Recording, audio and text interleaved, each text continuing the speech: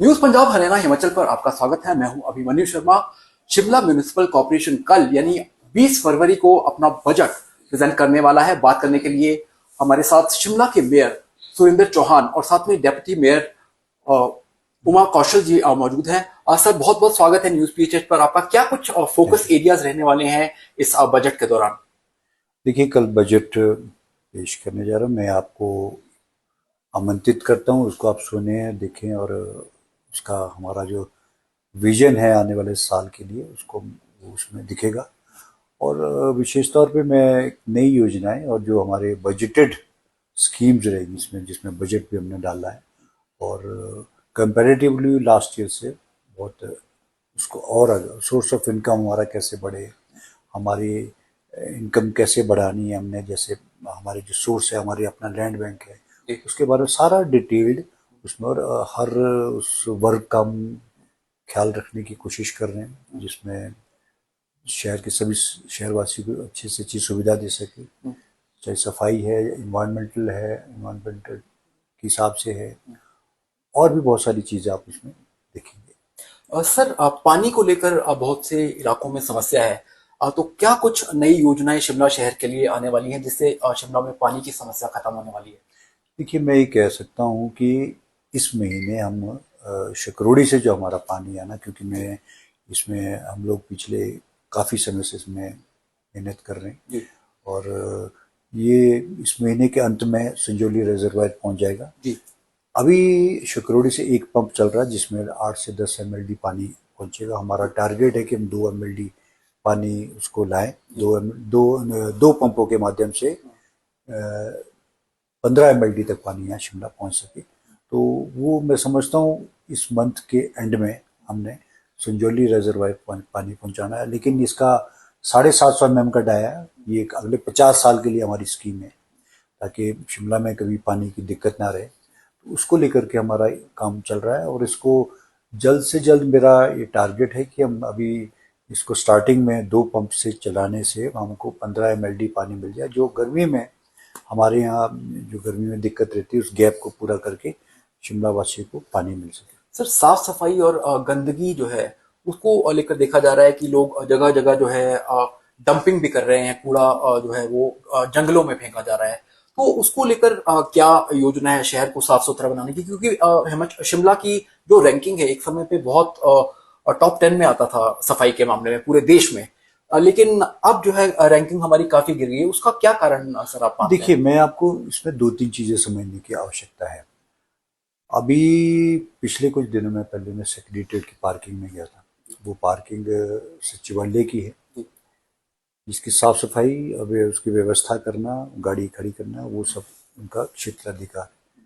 मुझे एक शिकायत आई कि वहाँ पर बहुत सारा कूड़ा पड़ा। जब मैं देखा तो वो वाकई उसमें बहुत, लगभग 3 से 4 गाड़ियाँ हमने कूड़े की निकाली।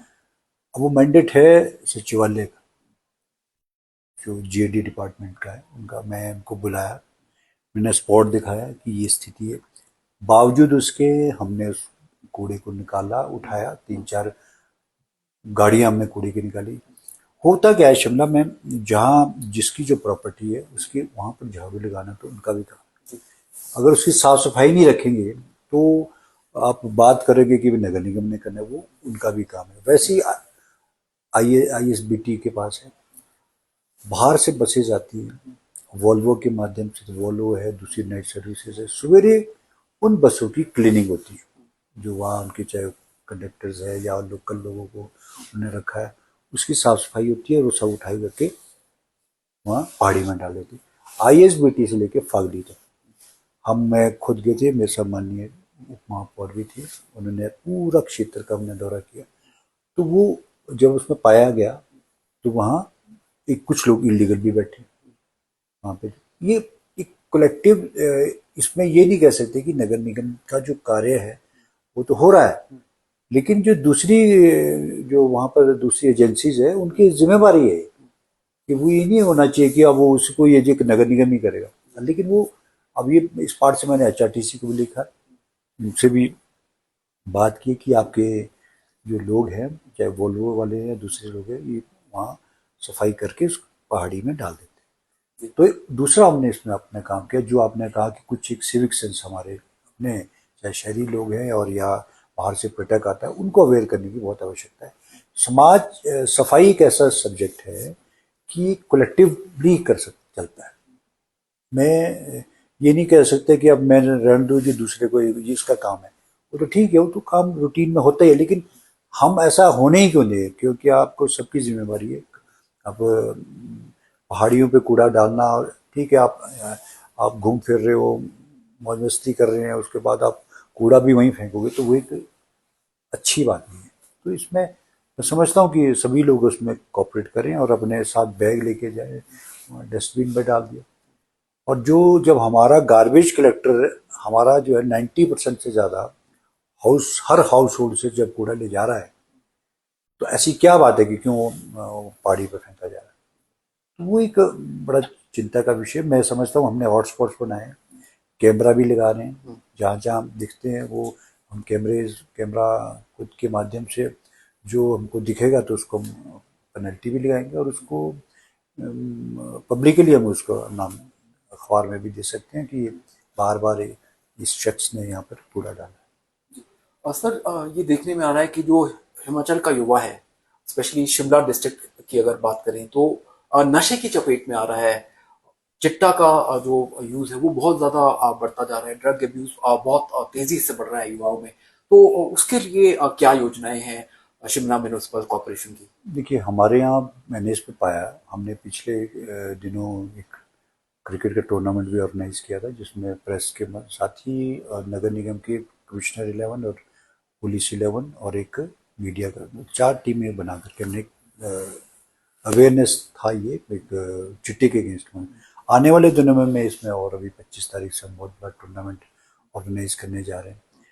लेकिन मैं समझता हूँ कि बहुत विस्फोटक, बहुत डेंजरस स्थिति है। हमारे बच्चे इस नशे की चपेट में आ रहे हैं, वो एक बहुत चिंता का विषय भी है। और मैं समझता हूँ सभी लोग उसके, ये कलेक्टिव वर्क है। ये हम आज ये देखता आदमी कि एक आदमी का उसका बच्चा है, जी मेरा बच्चा तो नहीं है, मैं बचाऊँ, ये कोई लॉजिक नहीं है। समझता हूँ सबको इसमें आना बहुत ज़रूरी पड़ेगा, क्योंकि बहुत ही डेंजरस है, हमारी जनरेशन को है, बहुत थ्रेट है। और मैं समझता हूँ, मैंने इसमें काउंसलिंग की। मैं कैथू के जो हमारा जेल है वहाँ, मैं वहाँ पे भी गया था। हमारे यहाँ से काउंसलिंग होती है, उसके हम जितने भी वहाँ पे यंगस्टर्स थे, मैंने उनके साथ इंटरेक्शन किया, बातचीत की, क्या रीज़न है क्या, और अच्छे अच्छे घरों के बच्चे हैं। तो कुछ पेरेंट्स की तरफ से कुछ रहता है कि आप समय नहीं दे पाते हैं बच्चों को, और अकेलापन रहता है, कुछ फ्रस्ट्रेशन होती है आप पढ़ाई लिखाई के बाद भी। और एक ये नशा ऐसा है कि आप एक ना, कंपनी पे बहुत फर्क पड़ता है, आपकी कंपनी बहुत अच्छी होनी चाहिए। एक बार एक दो दफ़ा लत लगी तो एक ये एडिक्शन है। तो इससे एक यंग एज में उसको बचना बहुत ज़रूरी है। तो एक बड़ा ज़रूरी है, हम इस पे काम भी कर रहे हैं। सर, अंतिम सवाल है कि जो शहर है शिमला शहर, उसके सौंदर्यीकरण को लेकर, ब्यूटिफिकेशन को लेकर क्या क्या योजनाएं जो है आप भविष्य में लाने वाले हैं? क्योंकि आप एक एम्बेसडर हैं शिमला शहर के। पहले भी आपने जिस तरह से अभी विंटर कार्निवल आयोजित किया, बहुत ही दूर दूर तक उसका प्रचार हुआ, क्योंकि जितनी सुंदरता से उसको ऑर्गेनाइज किया गया। तो आने वाले भविष्य में इस साल के लिए, 2026 के लिए, इस तरह की क्या योजनाएं हैं? कैसे शिमला शहर को जो है वो सुंदर बनाया जाएगा? देखिए, आपको विंटर कार्निवाल एक हमारा प्रयास था, एक हम हिमाचल की कला और संस्कृति को दिखाने का हमारा प्रयास था, और हर शहरी इसमें इन्वॉल्व हुआ। और मुझे बताते हुए खुशी हुई, मुझे सभी लोगों का बहुत इसमें सहयोग भी मिला, नगर निगम के माध्यम से भी, हमारे कर्मचारी वर्ग से भी, और हर शहरी का, और खासकर मीडिया का भी। सभी लोग आपने इसको प्रचार किया, और इसका रिजल्ट भी बहुत अच्छा है, जो मैंने जहाँ तक महसूस किया। और इसको और अच्छा करने का प्रयास करेंगे। हमने पीछे शिमला को, सुंदरता को बढ़ाने के लिए, एक जैसे मैंने एक वेस्ट जो लकड़ी थी उसको हमने बेंचेस और वो भी लगवाए थे। एक हमारी एक सोच थी कि हम इसको बैठने के लिए, देवदार की लकड़ी में बैठने का उसका एक अपना आनंद है। तो वो एक वेस्ट लकड़ी से हमने बैठने के लिए बनाया। आने वाले समय में आप देखोगे 7 वंडर्स को मैं आपको बता रहा हूँ, ये कि 7 वंडर जो हमारे हैं उसको वेस्ट से हम बना रहे हैं। वो मार्च के महीने में आपको दिखेंगे शहर के विभिन्न जगहों में लगे हुए लोहे के उसका जो वेस्ट की होती है उससे उसके माध्यम से बनाए ब्यूटिफिकेशन ऑफ के लिए तौर पर हम उसको देखेंगे और काफ़ी सारी योजनाएं आपको बजट में भी दिखेंगी। शिमला शहर के बजट में कोई कमी तो नहीं है? शहर के लिए पैसे की कोई कमी तो नहीं है? नहीं, हम इस काबिल हैं और आप इसको देखोगे कि मैंने इस जो चाहे आरडीजी है चाहे या दूसरे इश्यूज है उससे हट करके हमने बड़ी एडवांस अपनी सोच के साथ नए विजन के साथ अपनी इनकम को बढ़ाने के साथ साथ हम किसी पर डिपेंडेबल ना हो क्योंकि आने वाली जनरेशन के लिए या हमारे जो एम्प्लॉयज़ हैं उनके बच्चों की पेंशन और कैसा रहेगा तो एक अलग लंबी सोच के साथ मैं इस बजट को पेश करने जा रहा हूँ। इसमें आपको दिखेगा कि हम अपने सोर्स ऑफ इनकम भी बढ़ा रहे हैं और हमारा जो नगर निगम जिस शिमला का ऐतिहासिक नगर निगम है मद्रास के बाद दूसरा ओल्डेस्ट नगर निगम है तो उसकी अपनी पहचान है और शिमला एक कैपिटल है तो इंटरनेशनल मैप पे इसका नाम है आपको दिखेगा अब और बहुत सारे काम ऐसे हम करने जा रहे हैं जो आपको हमारे बजट में दिखेंगे। चलिए सर, न्यूज़ पीएचएच से बात करने के लिए बहुत बहुत धन्यवाद। तो ये थे शिमला के मेयर सुरेंद्र चौहान जिन्होंने साफ सफाई, इसके अलावा शहर के सौंदर्यीकरण, सीसीटीवी की जो व्यवस्था है, इसके अलावा पानी की व्यवस्था कैसे सुचारू होने वाली है इस शहर में, और इसके अलावा जो ड्रग अब्यूज को लेकर नशा का जो चलन बढ़ रहा है उसको कैसे रोकथाम की जाएगी, इस सब पर खुलकर हमसे बात की। न्यूज़ पंजाब हरियाणा हिमाचल के लिए मैं अभिमन्यु शर्मा।